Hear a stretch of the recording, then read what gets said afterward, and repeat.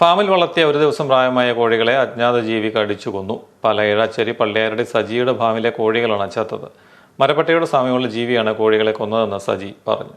ഞായറാഴ്ച 14-ാം തീയതി ഒരു ഉച്ചയോടുകൂടി കൊണ്ടുവന്ന കുഞ്ഞുങ്ങളാണ് നമുക്ക് നഷ്ടമായത്. പിറ്റേ ദിവസം രാവിലെ ഒരു 5:30 ഞാൻ ഫാമിൽ വന്നു.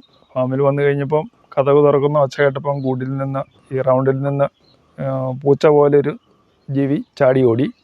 ഞാൻ പുറകെ ഓടിയിട്ടൊന്നും കിട്ടിയില്ല. സാധനം എന്താണെന്ന് വ്യക്തമായിട്ട് കണ്ടില്ല. പൂച്ചയുടെ ഒരു സാമ്യമാണ് തോന്നിയത്.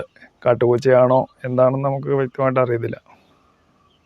ഒരു റൗണ്ടിലുള്ള ഏകദേശം 600ഓളം കുഞ്ഞുങ്ങളെ കൊന്നു. വേറൊരു റൗണ്ടിൽ കയറി ഒരു 10-25 എണ്ണം കൊന്നപ്പോഴത്തേനും ഞാൻ വന്നു. അങ്ങനെ ഒരു 625 കുഞ്ഞുങ്ങൾ ഏകദേശം മൊത്തം നഷ്ടപ്പെട്ടിട്ടുണ്ട്. ഞായറാഴ്ച വൈകിട്ടാണ് കോഴിക്കുഞ്ഞുങ്ങളെ സജിയുടെ ഫാമിൽ എത്തിച്ചത്. പുലർച്ചെ 5ഓടെ സജി കോഴിക്കുഞ്ഞുങ്ങളെ ഇട്ടിരിക്കുന്ന ഷെഡിനുള്ളിൽ എത്തിയപ്പോഴാണ് കുഞ്ഞുങ്ങളെ കടിച്ചു കൊന്നതായി കണ്ടത്. സജി എത്തിയപ്പോൾ അജ്ഞാത ജീവി ഷെഡിന് പുറത്തേക്ക് ഓടിപ്പോവുകയായിരുന്നു. ജീവി ഏതെന്ന് വ്യക്തമായി കാണാൻ സാധിച്ചില്ല. മരപ്പട്ടിയോ കാട്ടുപൂച്ചയാണെന്നാണ് സജി പറയുന്നത്.